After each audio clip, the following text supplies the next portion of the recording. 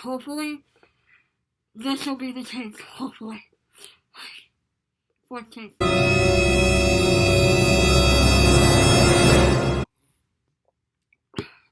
Hey everyone, it's me, your girl Regina, coming at you guys with another video. I hope you guys are doing well. It's a beautiful Monday. I meant to have this out yesterday, but I ended up cleaning and it wasn't happening for some reason. And so, happy Monday. Today, we're going to talk about The Haunting of Hill House by Shirley Jackson. This is going to be a 3-part series. This part, I'm going to talk about only the book. Next part, I'm going to talk about in the comparison of the book to the 1963 black and white film, The Haunting, and compare it to this. And the third part is going to be talking about the Netflix show and compare it with this. So, hey, I'm not running out of content. It's more like, I really like this book. Okay, so in case you guys don't know, Shirley Jackson's The Haunting of Hill House has been hailed as a perfect work of unnerving terror. It is a story of 4 seekers who arrive at a notoriously unfriendly pile called Hill House. Dr. Montague, an occult scholar, looking for solid evidence of a haunting, Theodora, his light-hearted assistant, Eleanor, a friendless, fragile young woman, well acquainted with poltergeists, and Luke, the future heir of Hill House. At first, their stay seems destined to be merely a chilling encounter with inexplicable phenomena, but Hill House is gathering its powers, and soon it will choose one of them to make its own. Wow, this is the summary itself, and it's, wow. I did not find it terrifying, even though that was the intent of Shirley Jackson's writing this. I found it more unsettling and creepy, because there were certain parts where I was like, okay, this is not right. But it wasn't in the Stacey Claflin's gone. This isn't right. It's more of, I have a weird feeling in the pits of my stomach. Weird. Unsettling. And that is what I really appreciated about this book. As I have mentioned before, I do not like classics. I tend to find them a little pretentious. However, this story, well, it took a bit. It really did. It finally found its footing. And oh boy, I was not disappointed whatsoever. This is how the story starts off. No live organism can continue for long to exist sanely under conditions of absolute reality. Even larks and katydids are supposed by some to dream.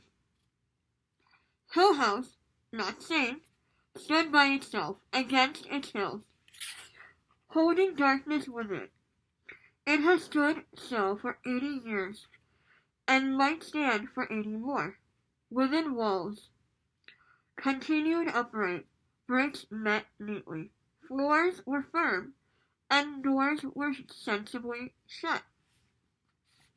Silence lay steadily against the wood and stone of Hill House, and whatever walked there walked alone. Alright, so now we're basically setting up for the entirety of the novel. Repetition is a huge theme. The references to the creepiness and the terror of the home is referred to quite frequently. This phrase, journeys end in lovers' meeting, also repetitive. It got to the point where I was like, what does this mean? If you know what it means, please comment down below. Also, subscribe. Okay, we have fun on this channel. Like, comment, subscribe. Anyway, so, what was I talking about? Yeah, repetition. Another theme of this book is yearning. Yes, it is definitely yearning. Eleanor, she is friendless. People have described her as cold and not very nice. And all she wants is a friend. She wants someone to call her own. Not in a relationship manner, but her closest confidant. And so she gloms onto Theodora, who is slightly younger than her, but they're as different as one can be. Then we have Luke, who is the eventual heir, as we mentioned, and Dr. John Montague. Dr. John Montague, he is the voice of reason, constantly saying that this is all not real. We must remain objective. The obvious answers are here somewhere, because he's a psychiatrist with an interest in the occult. The setting of this house, the home, the Hill House is where the entirety of the book takes place, is a character in of itself. It's clearly giving off these vibes. There's another point that I wanted to make here. And this is the point that John Montague makes. Alright. And I'll get into it in just a moment, the explanation. You will recall, the doctor began, the house described in Leviticus as leprous, Zeraz, or Homer's phrase for the underworld, Aidao Nomos, the house of Hades. I need not remind you. I think that the concept of certain houses as unclean or forbidden, perhaps sacred, is as old as the mind of man. Certainly, there are spots which inevitably attach to themselves an atmosphere of holiness and goodness. It might not, then, be too fanciful to say that some houses are born bad. Hill House, whatever the cause, has been unfit for human habitation for upward of 20 years. What it was like before then, whether its personality was molded by the people who lived here, or the things they did, or whether it was evil from the start, are all questions I cannot answer. Naturally, I hope that we will all know a good deal more about Hill House before we leave. No one knows, even, why some houses are called haunted. I have a love of architecture. I just think that some homes are so, not just homes, just architecture itself, like old churches, old buildings, have a history to them, And what he's essentially saying is that when we look at a home, even glancing, we tend to give it some kind of adjective. For example, if I were to show you a picture, here, of a home, I want you to tell me what that looks like. If I were to put a home that's large and has boarded up windows and just the exterior of it doesn't look great, you would think, yes, it is haunted. Why? It is because the environment of the home, it is what we associate with haunted. If I were to show you a picture of a religious building, you would think, yes, that is a site of holiness. It is words that are associated with certain things. You would say, and you would comport yourself, using an SAT word here, in that type of manner. first impressions are very long lasting. If I were to just look at a home and I say it's a little creepy, I've already prejudged this home without even going in. And then if I were to look at a suburban home, right, I personally find suburbia creepy. It looks too prim and proper for me. I live in an urban town, where we have,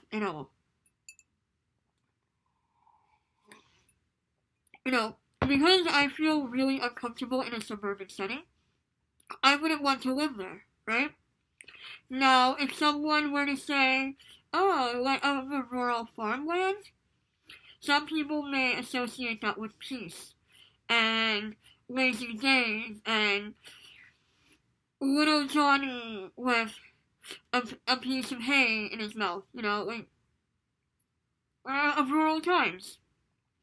Buildings are not the exception to this rule.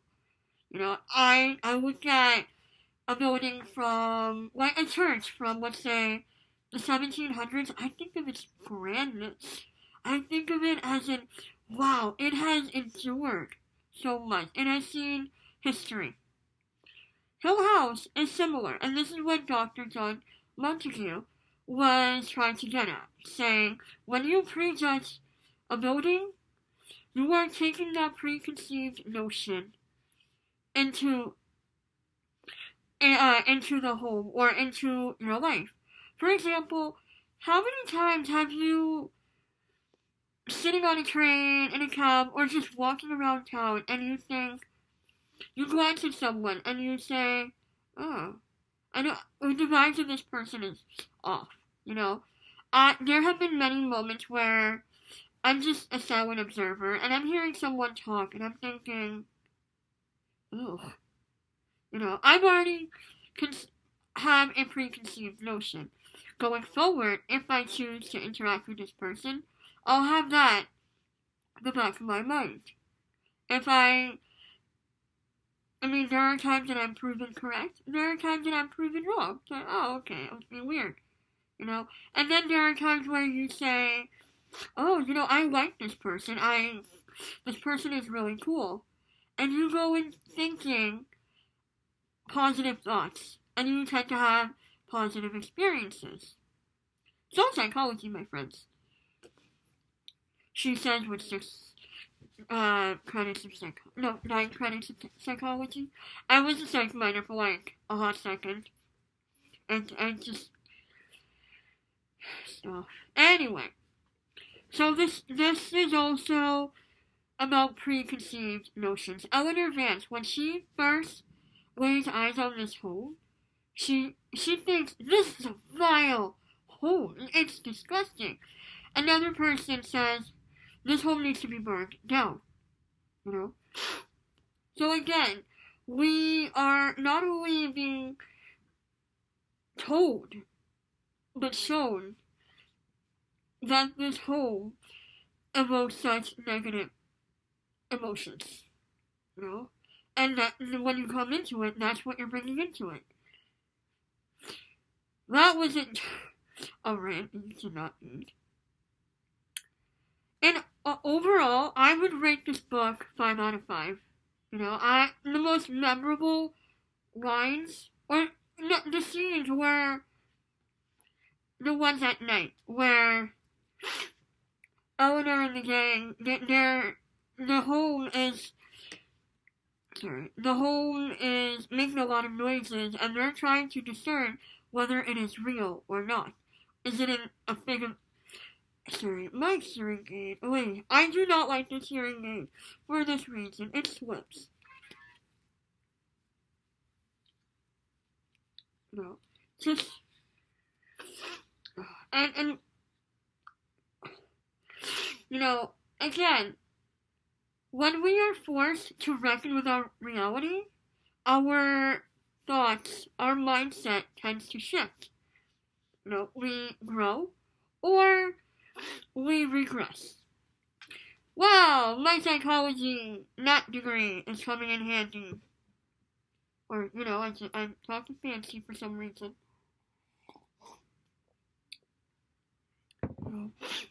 The setting of the book perfectly encapsulates the vibe, the mood, Like I said, I did not find it terrifying, but I can see why people would think, yeah, it is a really scary book, And that's another thing that I wanted to bring up. We live in a time where we have access to so much at the tip of our fingertips. Our phones, our computers, and the news stations, we're constantly bombarded with information. We say that, a book has to have blood and gore and just an actual murder scene for it to be creepy. Or the robbery down the street, not my street, but a random street is scary. Our own reality is a lot scarier. And so we say, no, it's not that scary when we read. Or we see horrific movies like The Hills Have Eyes, thanks to my brother, that we just say, no. We tend to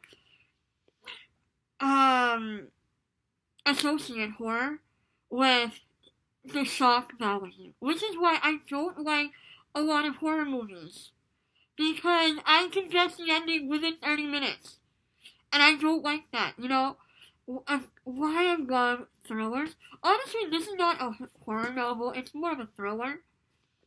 It's because it's all in your mind, you're being told one thing, but it's the subtlety, it's the details.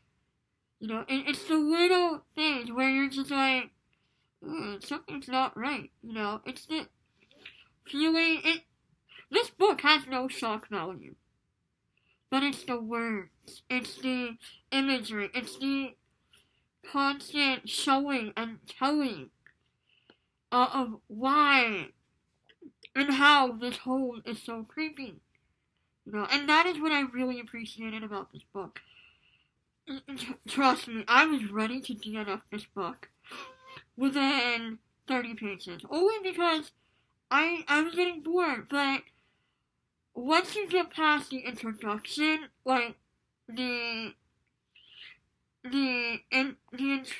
first 2 chapters, the book really starts picking up. And you are on a roller coaster of never ending what is happening. And for that, I give it 5 out of 5 stars. I've had moments where I'm just like, wait, what? Or, oh my goodness. It's just, that is what I look for in a book. I have a lot of books. I have books in which I have cried. I just Rick Riordan, The Trials of Apollo. And then I have books where I have laughed. Or I have gotten angry at, or sometimes I have no feelings towards. And those books, I tend not to like, because it's just, a reader needs to be engaged. You have to feel something while you're reading. And that's the whole point of reading, too. It's not only to build your vocabulary, but your emotional IQ, your emotional intelligence. Just your empathy, your ability to connect with the characters. I hate how the lighting always shifts, and I apologize for that. It's a freaking brilliant book. I don't know what else to say. I seriously recommend this book. And this book, because I did not get out of it what I thought I was... No. You know what? This book definitely deserves a second read, because my first time around, I was trying to piece together the puzzle. But now, with it being heavily annotated, which, by the way, I normally don't do. It's just, I need to keep track of all this.